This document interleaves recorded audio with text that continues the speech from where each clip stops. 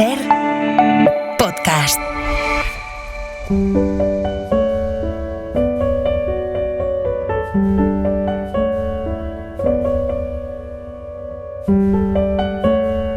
Un libro, una hora.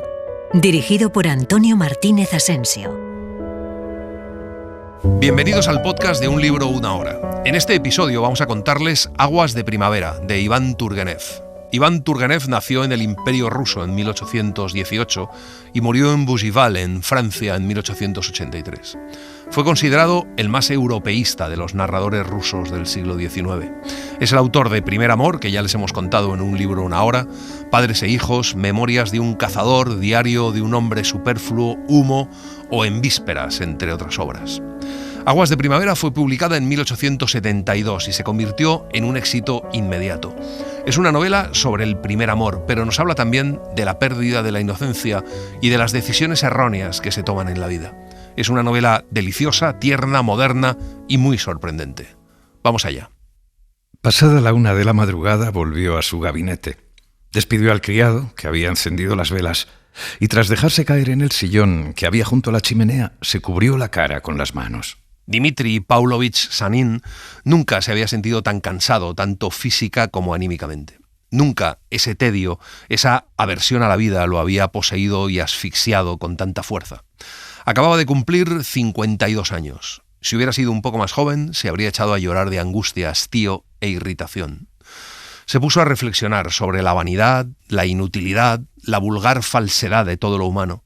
Luego se sentó ante el escritorio y sacando un cajón tras otro rebuscó entre sus papeles y viejas cartas. Sacó lentamente una cajita. Bajo una doble capa de algodón amarillento había una pequeña crucecita de granates. Fue como encontrarse de repente con una persona a la que hacía mucho que había perdido de vista, a la que había amado tiernamente y que ahora aparecía de improviso ante su mirada. Entonces recordó lo que ocurrió el verano de 1840. Sanin había cumplido 22 años y estaba en Frankfurt, en su camino de regreso de Italia a Rusia. Carecía de fortuna, pero era independiente y apenas tenía familia. Había heredado unos pocos miles de rublos al morir un pariente lejano y había decidido vivir de esa cantidad en el extranjero antes de ingresar en la carrera civil. El día de su entrada en Frankfurt, Sanin tiene el dinero exacto que necesita para llegar hasta San Petersburgo. Ha reservado un asiento en la diligencia que no parte hasta pasadas las 10 de la noche. Tiene muchas horas por delante.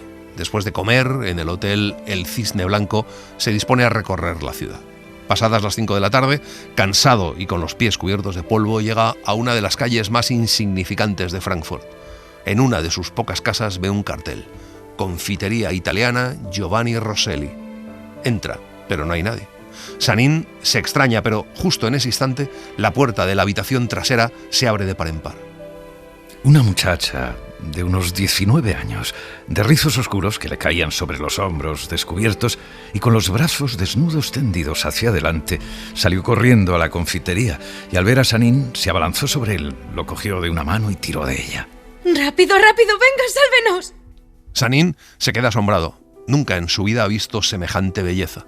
Ella le ruega que se dé prisa con tanta desesperación en la voz, en la mirada y en la mano apretada, que Sanin la sigue rápidamente por la puerta abierta. En la habitación de al lado hay un joven de unos 14 años. Es el hermano de la chica. Tiene los ojos cerrados, los labios azules, los dientes apretados. Parece que no respira. ¿Está muerto?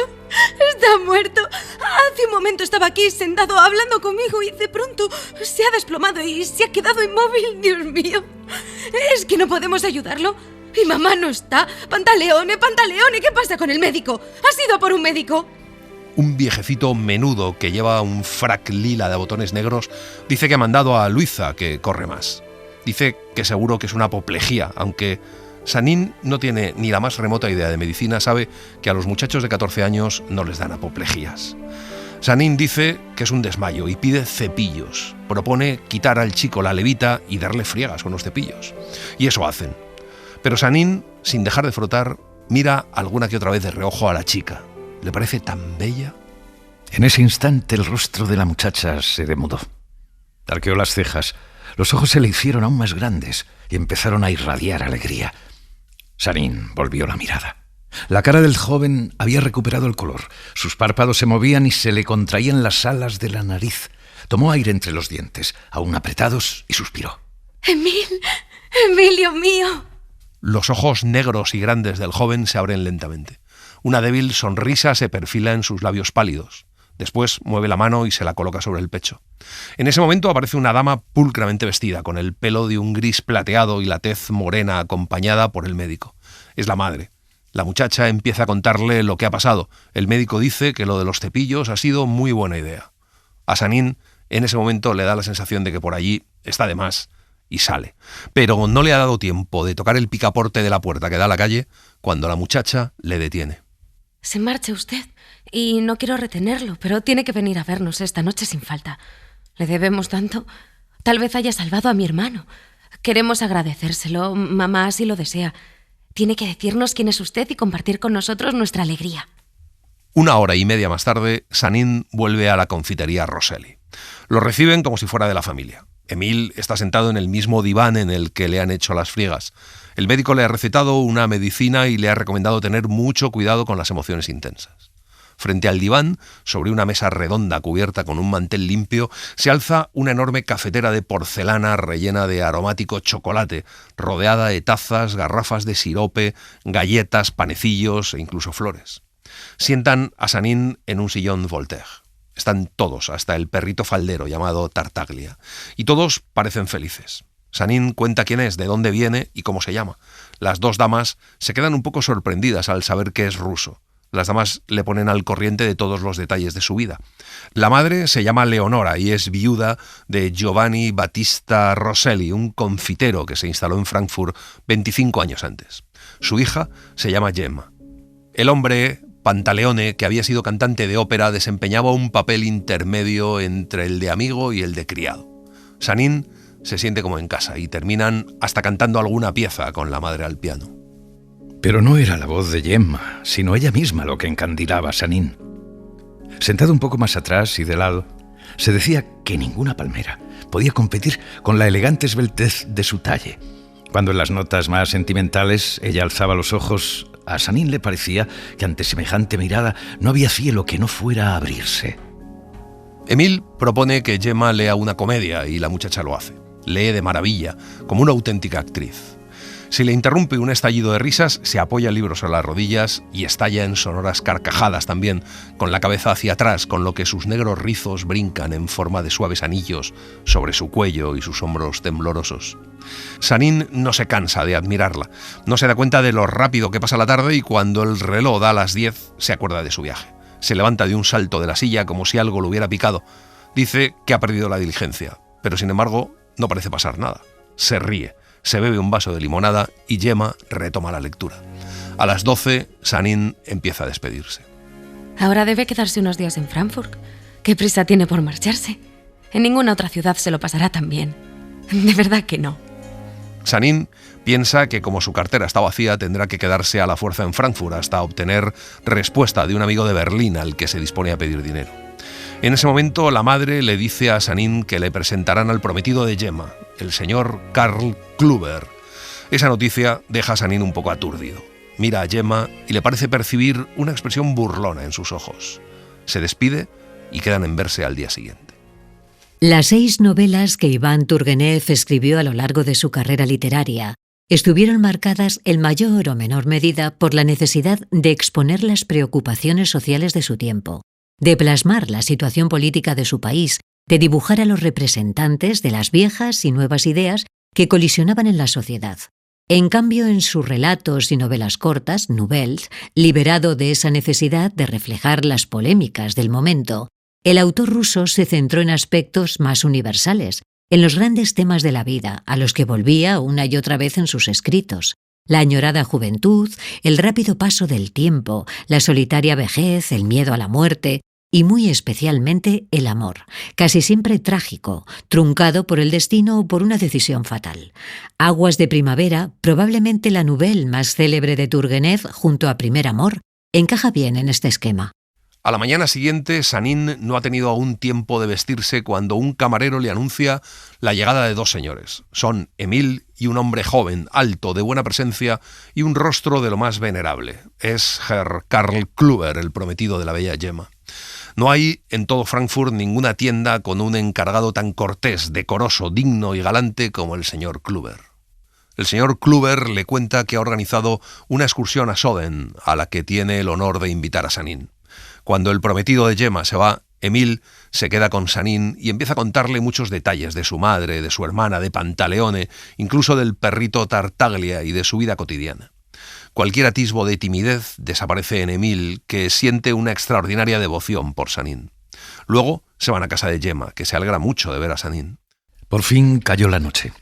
Ya era hora de marcharse. Habiéndose despedido varias veces de todos y repetido varias veces también hasta mañana, con Emil hasta se besó, Sanín se fue a casa llevándose la imagen de la joven muchacha, tan pronto risueña como pensativa, sosegada e incluso indiferente, pero siempre atractiva. Se van de excursión. La única que no viaja es la madre, que tiene dolor de cabeza. Llega un amplio carruaje descubierto, un landó tirado por dos caballos fuertes y briosos. Van a Soden, una pequeña ciudad a media hora de distancia de Frankfurt. Mientras el carruaje avanza plácidamente por una magnífica calzada, Sanín observa a hurtadillas el modo en que Gemma se dirige a su prometido. Es la primera vez que los ve juntos. Ella se comporta de un modo sereno y sencillo, aunque un poco más contenido y serio de lo habitual. Él tiene la actitud de un preceptor condescendiente que se permite a sí mismo y a sus subordinados una distracción discreta y decorosa. Mientras disfrutan de la belleza de la naturaleza, muestra con Gemma una actitud condescendiente que a veces deja traslucir la habitual severidad de un superior. Gemma parece incluso disfrutar, pero es como si su alma se hubiera replegado en sí misma, muy hacia adentro. Acuden a comer a la mejor taberna del lugar. El señor Kluber decide que comerán fuera, en la terraza. En una de las mesas de al lado había un grupo de oficiales de la guarnición de Maguncia. Por sus miradas y cuchicheos, no era difícil adivinar que la belleza de Gemma los había asombrado. Uno de ellos, que debía de haber visitado Frankfurt, no dejaba de mirarla como a quien se conoce bien. Era evidente que sabía quién era. De pronto se levantó con un vaso en la mano. Los oficiales iban muy bebidos y el mantel que tenían delante estaba completamente cubierto de botellas, y se acercó a la mesa de Gemma. Las mejillas le tiemblan ligeramente, tiene los ojos hinchados y una expresión insolente. Tambaleándose un poco, el oficial se planta delante de Gemma y dice con una voz forzada que brinda por ella, la bebedora de café más guapa de todo Frankfurt y del mundo entero, y luego coge una flor que hay frente al plato de Gemma y se la lleva. Al principio ella se queda pasmada, después se asusta y palidece. Al final enrojece súbitamente de pies a cabeza y sus ojos se llenan de una cólera irrefrenable. El señor Kluber se levanta de la silla y dice que eso es una insolencia inaudita y, llamando al camarero con voz severa, pide la cuenta. Gemma se levanta en silencio, da el brazo a su prometido y se alejan de allí. El pobre Emil los sigue con desgana.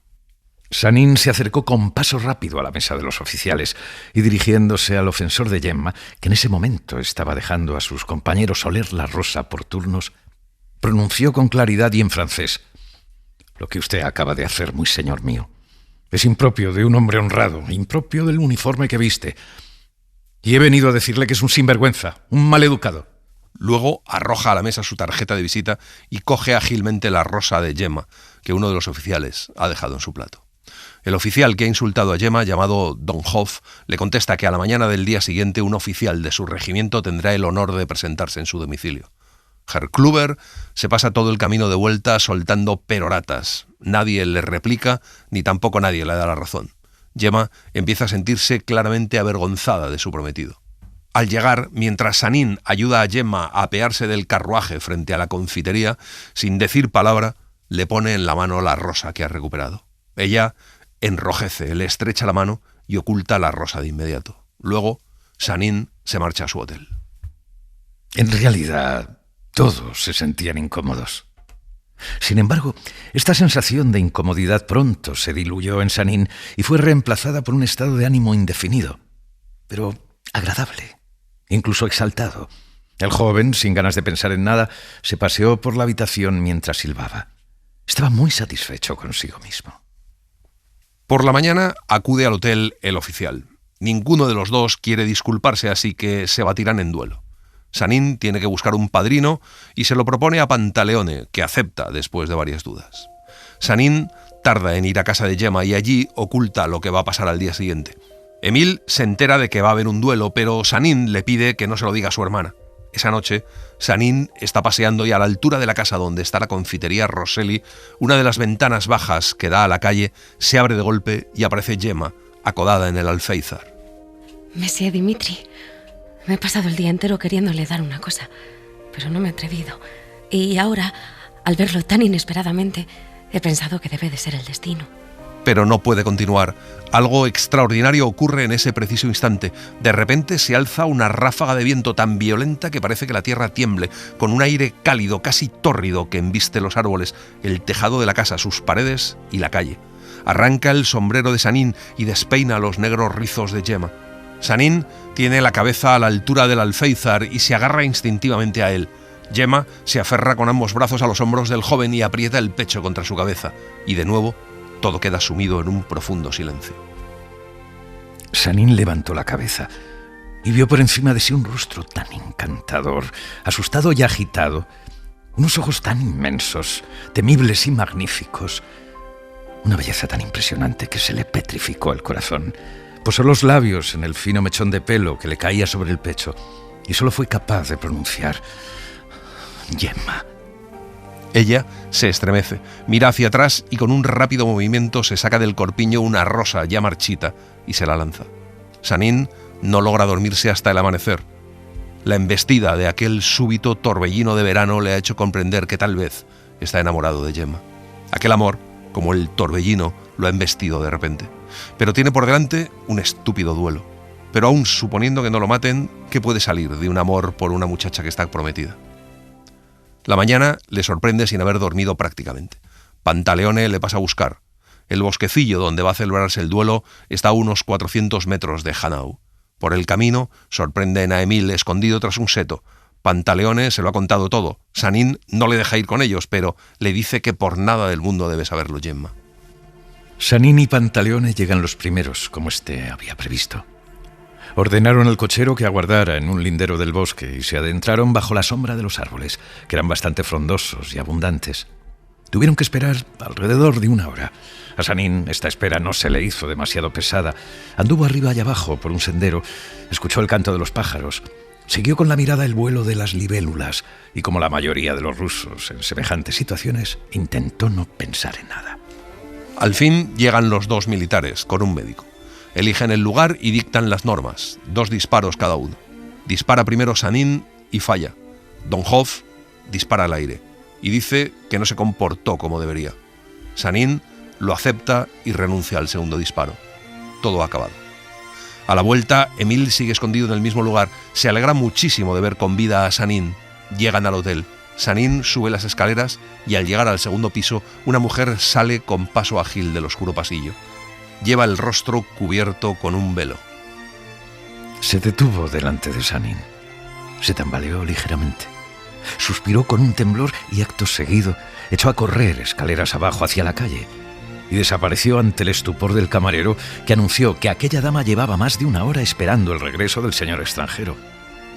Por fugaz que hubiera sido la aparición, Sanín tuvo tiempo de reconocer a Gemma. Había reconocido sus ojos bajo la tupida seda marrón del velo.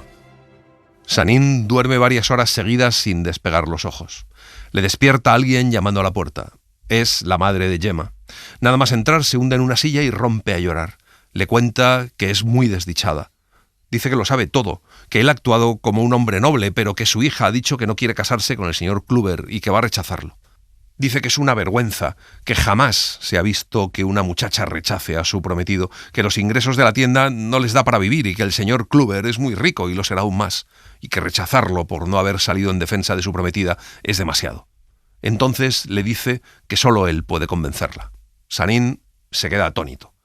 La madre se levanta un poco de la silla, como con la intención de tirarse a los pies de Sanín. Él la retiene. Sanín está muy aturdido y termina diciéndole que hará lo que ella quiera, que hablará con Gemma. Leonor grita de alegría. Sanín se dirigió con paso indeciso a casa de la señora Rosselli. El corazón le latía con fuerza.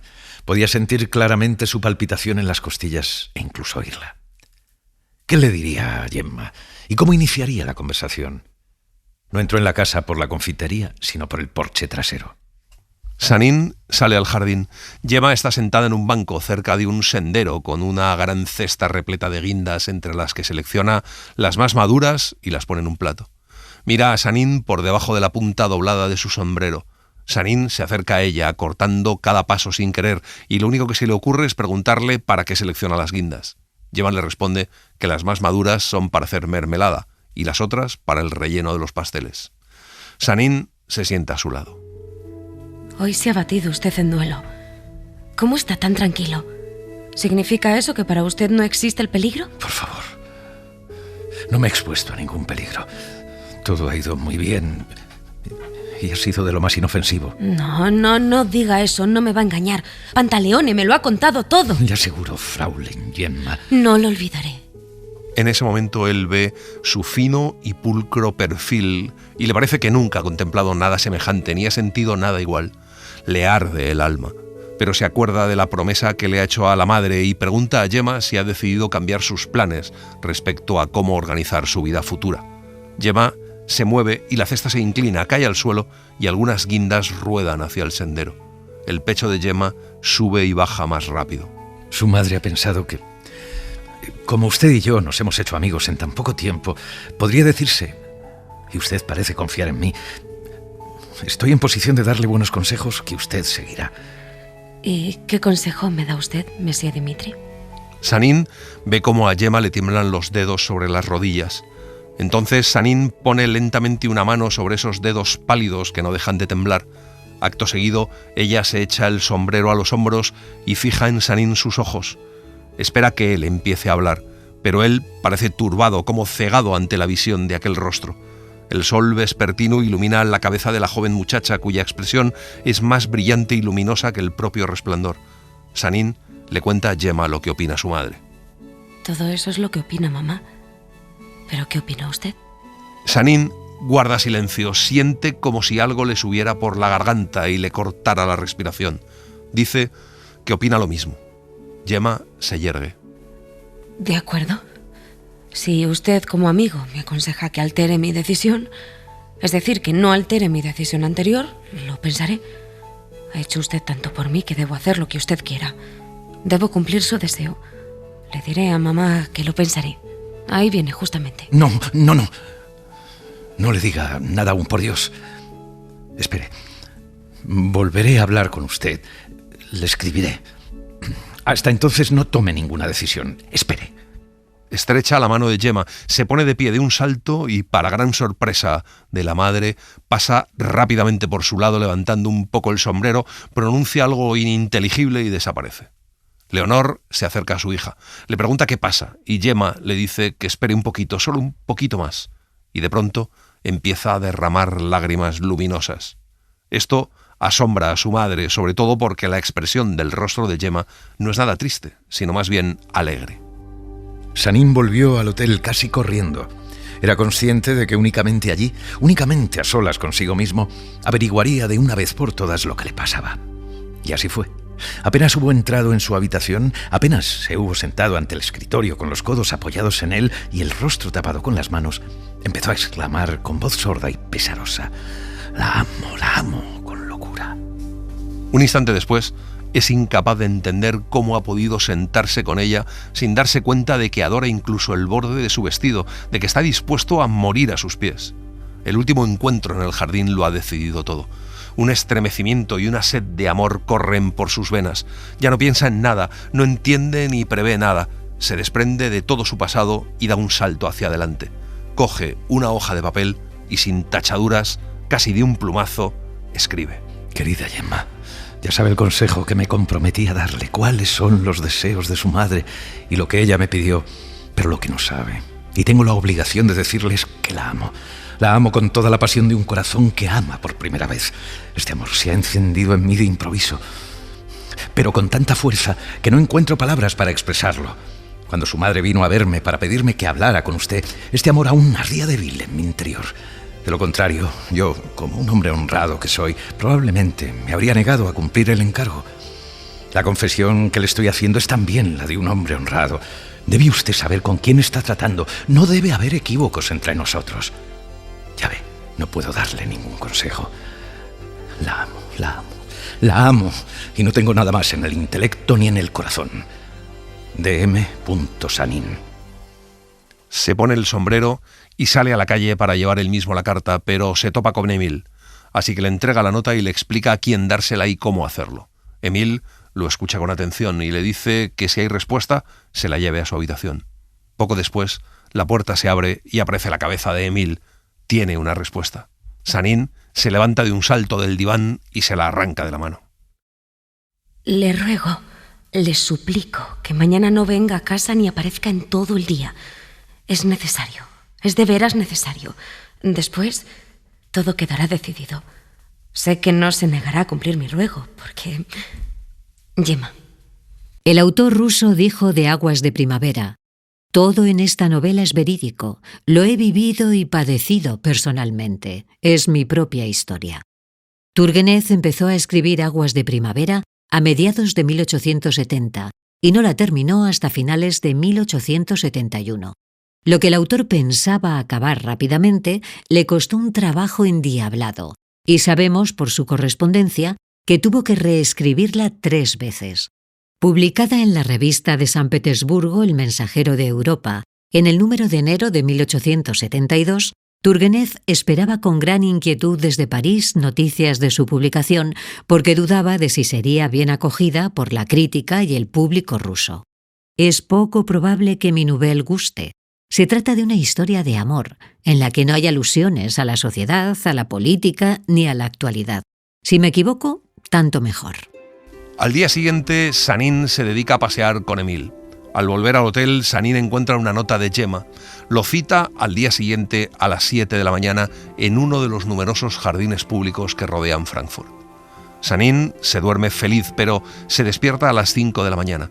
A las 6 ya se ha vestido y a las 6:30 se pasea por el jardín público. De pronto ve a Gemma. Lleva una mantilla grisácea y un sombrerito oscuro. Lo saluda fugazmente con la cabeza y continúa andando. Él la sigue jadeando. Se sientan en un banco apartado. Pasa 1 minuto y ninguno de los dos dice una palabra. Ella ni siquiera lo mira y él le mira las manos. Al fin, Sanín le pregunta si le cree y ella no contesta. Si existe una verdad en el mundo, una verdad sagrada e indudable, es que la amo. La amo apasionadamente, Gemma. ¿Qué quiere que haga para convencerla? Dígame, Monsieur Dimitri, anteayer, cuando vino a mi casa a tratar de persuadirme, parece que aún no sabía usted que no sentía... Sí que lo sentía, aunque no lo sabía. La amo desde el instante en que la vi por primera vez, pero he tardado en comprender lo que usted significa para mí. Además, sabía que estaba usted prometida. Entonces Gemma le cuenta que ayer rechazó al señor Kluber, en persona, cuando estaba de visita en su casa. Gemma, ¿significa eso que me ama? De no ser así, ¿cree que estaría aquí? Sanín sujeta las manos inertes de Gemma que reposan en el banco con las palmas hacia arriba y se las lleva hacia los ojos, hacia los labios. Ahí está la felicidad, su rostro resplandeciente. Levanta un poco la cabeza y mira a Gemma directamente y con arrojo. Quiere atraerla hacia su pecho, pero ella se aparta y sin dejar de reír con esa risa insonora, niega con la cabeza.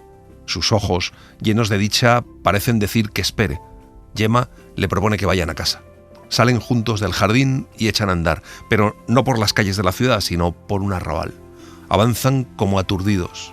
Lo que han hecho unos momentos antes, esa entrega completa de un alma a otra alma, es tan poderosa, nueva y terrible, que su vida ha cambiado por completo y se ha trastornado repentinamente. Ya no son capaces de volver en sí, son solo conscientes del torbellino que los ha arrollado. Sanín y Gemma amaban por primera vez. Todas las maravillas del primer amor se manifiestan en ellos. El primer amor es como una revolución. El orden monótono y regular de la vida se quebranta y se destruye en un instante. La juventud se sube a la barricada, su deslumbrante bandera ondea muy alto. Y espere lo que le espere, ya sea la muerte o una nueva vida, le da la bienvenida con pasión. Sanín le pide que le cuente con detalle la escena con el señor Kluber y Gemma se lo cuenta y luego le dice que su madre está desconsoladísima, pero le confiesa que no le ha dicho nada, que no quería hacerlo sin hablar antes con él. Y Sanín le dice que para él la mayor felicidad sería casarse con ella. Sanín no pone ningún límite a su amor, a su magnanimidad, a su determinación. Al oír estas palabras, Gemma acelera más el paso, como si quisiera huir de esa dicha demasiado grande e inesperada. Pero de pronto las piernas le fallan. El señor Kluber, con sombrero y casaquín nuevos, erguido como una flecha y el pelo tan rizado como el de un caniche, aparece por la esquina de un callejón a unos pocos pasos de ella. Kluber pasa orgulloso entre ellos y solo dice al pasar: así es como suele acabar la canción. Sanín está a punto de lanzarse detrás de Kluber, pero Gemma lo retiene. Al fin llegan a la confitería Rosselli. Gemma se detiene. Dimitri, Monsieur Dimitri, aún no hemos entrado, aún no hemos visto a mamá. Si quiere volver a pensárselo, sí, aún es libre, Dimitri. Por toda respuesta, Sanín le aprieta la mano muy, muy fuerte contra su pecho y la hace avanzar. Mamá, traigo al verdadero. Si Gemma hubiera anunciado que traía el cólera o la muerte misma, seguramente su madre no hubiese recibido la noticia con mayor desesperación. Empieza a llorar en un rincón y está así una hora entera en la que Sanín duda incluso si marcharse ante la escena tan ridícula. Pero en el momento en el que la madre se calma un poco, Sanín aprovecha el momento y demuestra una elocuencia asombrosa. Leonor lo mira aún con amargura y reproche, pero ya sin la aversión ni el furor de antes. Un instante después, Sanín y Gemma están de rodillas a sus pies mientras ella les pone las manos sobre la cabeza por turnos. Pero luego se pone a hablar de cosas prácticas. Lo primero, la diferencia de religiones, y después la madre cuenta que el señor Kluber tenía unos ingresos de 8.000 florines, una suma que año tras año iba a aumentar rápidamente. Sanín contesta que sus ingresos son muy inferiores, pero que tiene una pequeña hacienda en la provincia de Tula, en Rusia, y que está dispuesto a venderla para invertir el dinero en algún negocio rentable, aunque para ello tenga que ir a Rusia para organizarlo todo. Volverá lo más rápidamente posible. Gemma está casi todo el tiempo callada, pero nunca su rostro ha irradiado tanta belleza y luminosidad. Después de comer, le pide a Sanín que la acompañe un momento al jardín, deteniéndose cerca del banco donde 2 días antes seleccionó las guindas. Dimitri, no te enfades conmigo, pero quiero recordarte una vez más que no tienes que considerarte atado. Y en cuanto a lo que mamá ha dicho antes, ¿te acuerdas? Sobre la diferencia de religiones. Aquí tienes. Entonces coge una crucecita de granates que cuelga de su cuello con un fino cordón, tira con fuerza, rompe el cordón y le da la crucecita. Si soy tuya, tu religión es también la mía. Al día siguiente, Sanín se despierta muy temprano. Se encuentra en la cúspide de la felicidad humana, pero no sabe cómo vender la hacienda con el mayor beneficio posible. Sale del hotel para airearse y tomar el fresco y de pronto delante de él ve una figura bastante corpulenta que le suena. Es Polosov, su antiguo compañero del internado, al que hace 5 años que ha perdido de vista. Tiene una cara ancha y amarillenta, unos ojillos de cerdo con pestañas y cejas blancas, una nariz corta y chata, unos labios grandes, como pegados, una barbilla redonda y lampiña y en todo el rostro una expresión agria, perezosa y desconfiada. Polosov y Sanín se saludan con cariño y Polosov le dice que está allí haciendo unas compras para su mujer. Sanín recuerda que su amigo está casado y recuerda que le han dicho que con una auténtica belleza, que además es una mujer muy rica. Eso sí, Polosov dice que él no se mete en los asuntos de su mujer, que ella va a su aire y él a lo suyo. Se van juntos a desayunar al hotel de Polosov. Si su mujer es tan rica, dicen que es hija de un rentista. Tal vez me compre la hacienda. Además, pediré un precio razonable y ventajoso. ¿Por qué no intentarlo? Quizás sea mi buena estrella la que esté actuando. Decidido, voy a intentarlo. Polosov lleva a Sanín a uno de los mejores hoteles de Frankfurt, donde ocupa la mejor habitación, que está llena de paquetes, que son compras para María Nikolayevna, la mujer de Polosov. El amigo de Sanín desayuna muchísimo. Sanín le cuenta que está vendiendo su hacienda porque se va a casar y Polosov le dice que tal vez se la compre su mujer, que hable con ella. Sanín le pregunta cómo puede hacer y Polosov le dice que se vaya con él a Wiesbaden, que no queda lejos de allí, que haga rápido su equipaje porque él sale a la 1, que su carruaje es amplio, que le llevará con él. Polosov dice que ahora se va a echar una siesta y Sanín acepta la propuesta y se va.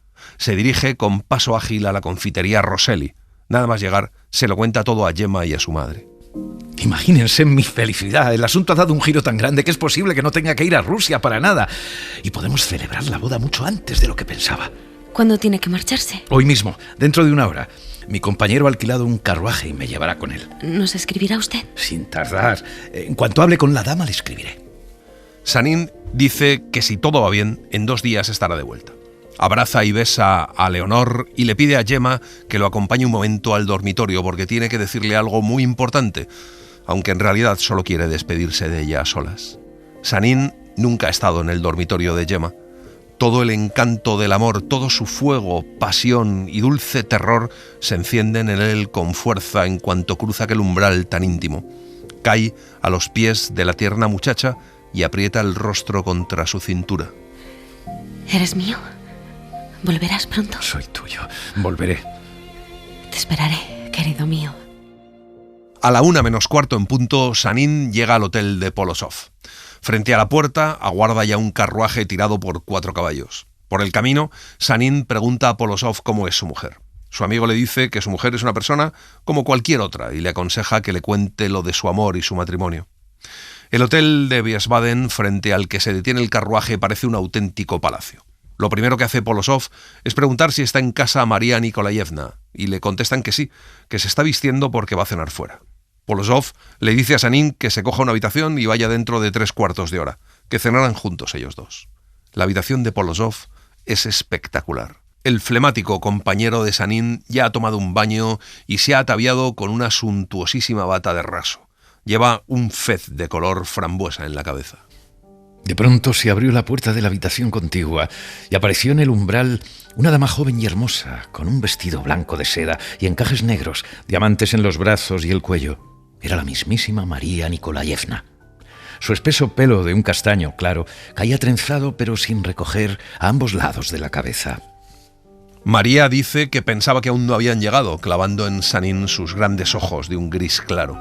Polosov le presenta a Sanín y ella le pide a su marido que la ayude a recogerse el pelo y se da rápidamente media vuelta, dejando tras de sí la impresión fugaz y armoniosa de un cuello encantador, unos hombros increíbles y un talle también increíble.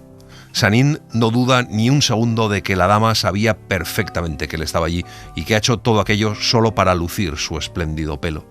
Pero su alma está hasta tal punto colmada de Gemma que las demás mujeres no tienen ninguna importancia para él. Al cabo de unos 10 minutos, María Nikolayevna apareció de nuevo, acompañada de su marido. Se acercó a Sanín con unos andares que en esos tiempos ya lejanos, hacían perder la cabeza a algunos excéntricos. Cuando esta mujer se te acerca, parece que te traiga toda la felicidad de la vida, decía uno de ellos.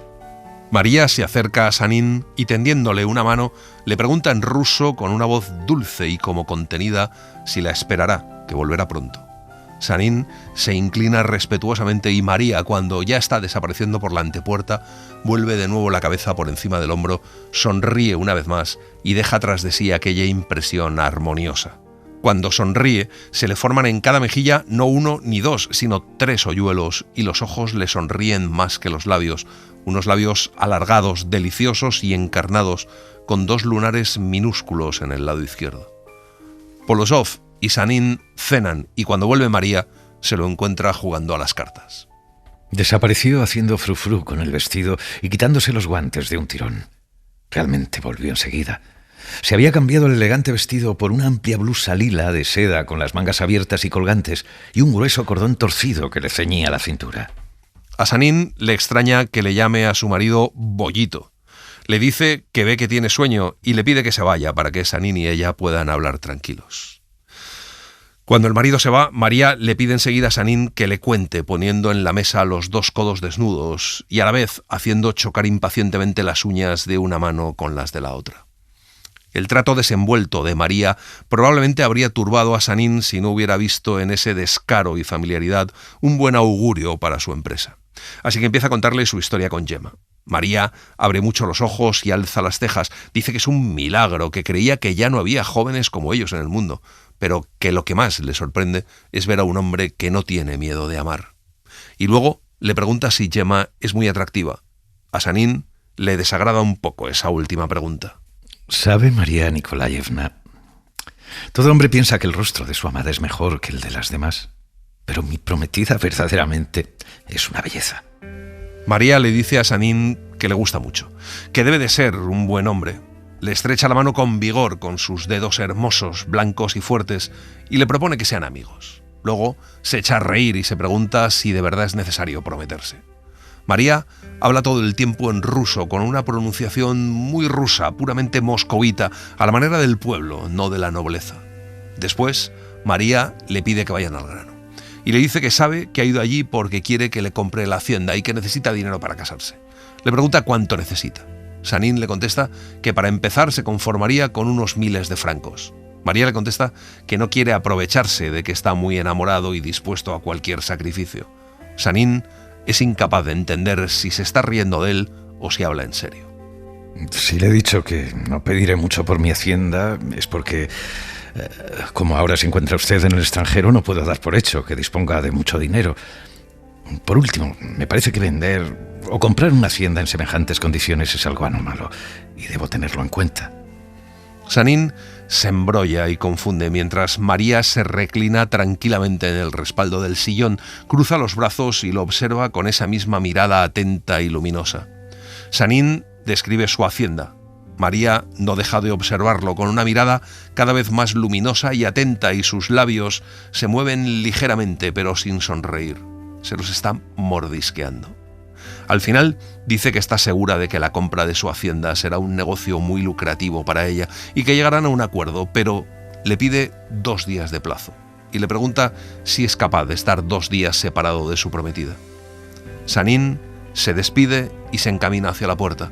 María le dice que al día siguiente haga el favor de ir temprano. Al salir, él miró hacia atrás y vio que ella se había vuelto a hundir en el sofá con las manos detrás de la cabeza. Las anchas mangas de la blusa le habían rodado casi hasta los hombros y resultaba imposible no reconocer que tanto la posición de los brazos como la figura entera eran de una belleza fascinante. En su habitación, mucho más modesta que la de su amigo, Sanín escribe a Gemma. Le cuenta todo, le describe a los Polosov, marido y mujer. Por la mañana envía la carta y se va a pasear por el jardín de Kurhaus. Allí se encuentra con María. Le pregunta si quiere ser su acompañante. El brazo de María se posa lenta y suavemente en el de Sanín, deslizándose por él como aferrándose, y así echan a andar.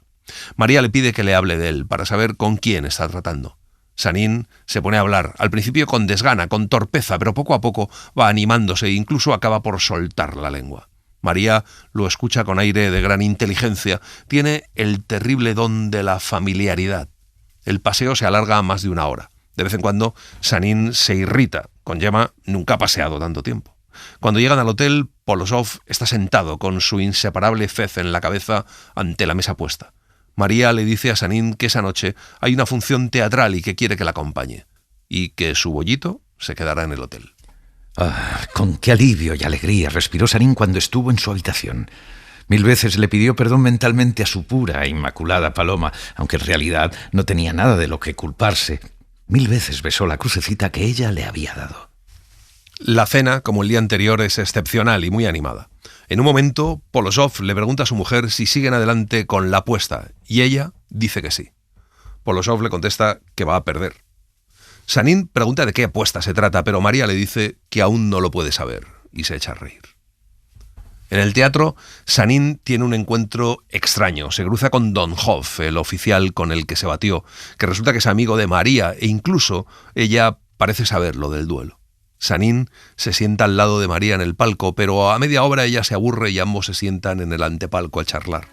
Allí, Sanín se atreve a preguntar a María cómo es posible que una mujer como ella tenga un marido como Polosov. Ella se ríe y le dice que lo que más ama en el mundo es la libertad. Y luego le dice que aunque sabe que Sanín está enamorado de otra y que va a casarse con ella, le gusta mucho. Y que tal vez, ahora, tiene la oportunidad de decir aquello de «esto no tiene consecuencias». Se echó a reír, pero paró súbitamente y se quedó inmóvil, como si sus palabras la hubieran asombrado a ella misma, y en sus ojos, normalmente tan alegres y atrevidos, refulgió algo parecido a la timidez, incluso a la tristeza. «Serpiente. Es una serpiente», pensaba Sanín entre tanto. «Pero qué serpiente tan hermosa». Y luego María le dice a Sanín que no debe negarse a aceptar su última petición, que al día siguiente lo llevará con ella y cabalgarán juntos por los alrededores de la ciudad. Después cerraron el trato y se acabó. Sanín acepta. Se dan un apretón de manos y Sanín, sin darse demasiada cuenta de lo que hace, se lleva la mano de María a los labios. Ella la retira suavemente y de pronto se queda callada hasta que el carruaje se detiene. Al salir, Sanín no sabe si es su imaginación, pero siente un roce rápido y ardiente en la mejilla. Al volver a su habitación, Sanín encontró una carta de Gemma encima de la mesa. Sintió un espanto momentáneo, pero se alegró enseguida para ocultarse a sí mismo ese repentino espanto. Gemma se alegra del buen comienzo de las negociaciones, le aconseja ser paciente y añade que en casa todos gozan de buena salud y que se alegran por adelantado de su regreso. A Sanín le parece una carta bastante seca, no es capaz de contestar. Al día siguiente, María golpea impacientemente la puerta con la empuñadura coralina de una fustita con la cola azul oscuro de su traje de amazona recogida en una mano, con una sonrisa desafiante en los labios. Sanín se abrochó la levita y cogió el sombrero en silencio. María Nikolayevna le dirigió una mirada luminosa, le hizo una señal con la cabeza y corrió escaleras abajo. También él salió corriendo tras ella. Los caballos ya esperaban frente al porche. Con ellos cabalga un lacayo. María le dice a Sanín que es un encanto y que no se va a arrepentir. Se ponen al trote. El tiempo es magnífico. Sanín le pregunta por qué está tan contenta y María le dice, como si no lo hubiera escuchado, que está harta del lacayo. Ordena al lacayo que se quede en la taberna y que beba cerveza hasta que vuelvan. Luego dice que ya son libres como los pájaros, señala con la punta de la fusta las 4 direcciones de la tierra y dice que todo es de ellos. Inmediatamente se lanza a galopar por un caminito estrecho, apenas pisado, que parece conducir a las montañas. Sanín galopa tras ella. El camino enseguida se convierte en un sendero que finalmente desaparece por completo. Atraviesan un prado, primero seco, después húmedo y a continuación ya completamente pantanoso. María se ríe a carcajadas. A María Nikolayevna se le cayó el sombrero y los rizos se le extendieron por los hombros. Sanín se disponía a bajar del caballo para recoger el sombrero, pero ella le gritó: «No lo toque, yo misma lo cogeré». Inclinándose mucho en la silla de montar, atrapó el velo con la empuñadura de la fusta. En efecto, logró coger el sombrero, se lo puso en la cabeza sin recogerse el pelo y se lanzó de nuevo a galope, poniéndose incluso a ulular. Sanín la sigue veloz y a su lado salta zanjas, cercados y arroyos, hundiéndose y saliendo con esfuerzo, bajando y subiendo pendientes y sin dejar de mirarle el rostro a María. Hasta que María detiene por fin su yegua, cubierta de espuma y de salpicaduras, señala un camino y, para dejar respirar a los caballos, lo toma al paso. Con un vigoroso movimiento de la mano, María se echa el pelo hacia atrás. A continuación se mira los guantes y se los quita. Aquella frenética carrera parece haberlos unido y hecho amigos definitivamente. Los caballos llegan al lindero y se adentran en el bosque. El caminito por el que van da un giro repentino y se introduce en un desfiladero bastante estrecho. De pronto María dice que quiere descansar y desmonta. Él se queda frente a ella con las riendas de los 2 caballos en las manos. María levanta la mirada y le pregunta si sabe olvidar y si cree en los hechizos del amor. Le dice que tiene la sensación de conocer ese lugar. Uno de los caballos dio una repentina sacudida a la espalda de Sanín. Él mismo se estremeció sin querer de pies a cabeza. Todo era confusión en su interior. Tenía los nervios tensos como cuerdas. No en vano había dicho que ya no se reconocía. Verdaderamente estaba embrujado. Todo su ser estaba lleno de una sola idea, un solo deseo. De pronto suena un trueno. María dice que eso es una auténtica fiesta, lo único que faltaba. Salta como un pájaro sobre la silla. Sanín monta también en su caballo. Empiezan a cabalgar. Es evidente que María sabe a dónde va, aquella ruta que se adentra cada vez más y más en lo profundo del bosque.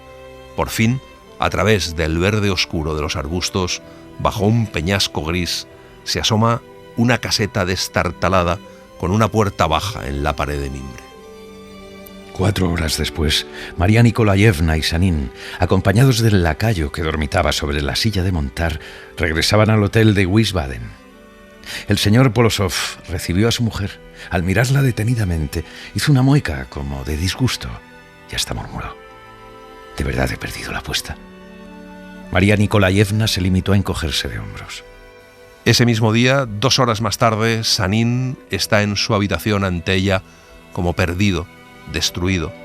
María le pregunta dónde irá.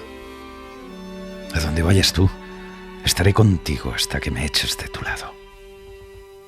Esto es lo que recordó Dmitri Sanin cuando en el silencio de su gabinete, rebuscando entre sus viejos papeles, encontró la crucecita de granates. Ya no quiso seguir recordando nada más. La vergüenza lo asfixiaba tantos años después.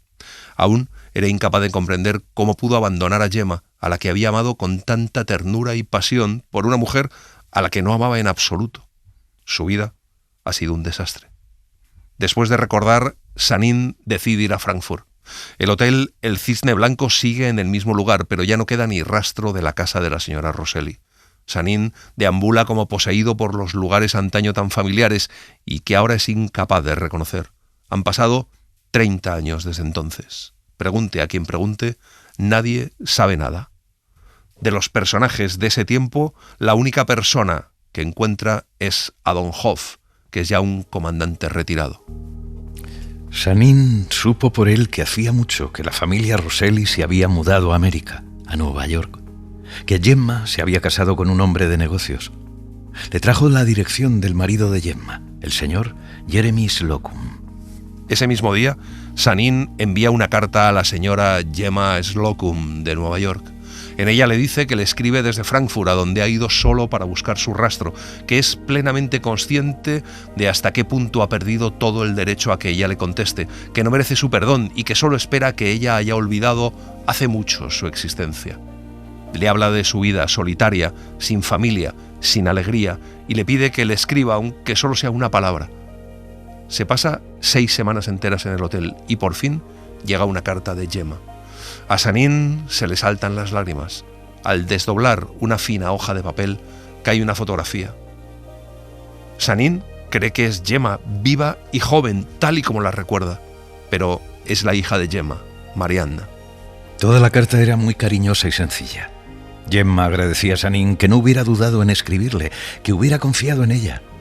Tampoco le ocultaba que, en efecto, después de que él huyera, había pasado momentos difíciles, pero a continuación añadía que, a pesar de todo, consideraba, siempre lo había hecho, que había sido una suerte conocerlo, porque eso había impedido que contrajera matrimonio con el señor Kluber. Le cuenta que tiene 5 hijos, que su madre falleció en Nueva York y que su hermano Emilio había muerto gloriosamente por la liberación de la patria en Sicilia, liderado por el gran Garibaldi. Sanin responde de inmediato y, como regalo a la novia, envía a Marianna Slocum, de un amigo desconocido, la crucecita de granates engastada en un espléndido collar de perlas. A principios de mayo regresó a San Petersburgo, aunque no por mucho tiempo. Se rumorea que está vendiendo todas sus propiedades y preparándose para partir a América. Y así les hemos contado Aguas de Primavera, de Iván Turgenev. Hemos seguido la edición de la editorial Alba, con traducción y nota preliminar de Joaquín Fernández Valdés Roch Gironella, de la que hemos citado varios fragmentos. Gracias por estar ahí y gracias por leer. Un libro, una hora, en la cadena SER. Un programa escrito y dirigido por Antonio Martínez Asensio, con las voces de Eugenio Barona y Laura Carrero del Tío, y la participación de Olga Hernán Gómez. Diseño sonoro de Julia García Soto. Edición y montaje de sonido de Pablo Arévalo. Y en las redes, Laura Martínez Pérez. Para no perderte ningún episodio, síguenos en la aplicación o la web de la SER, Podium Podcast o tu plataforma de audio favorita.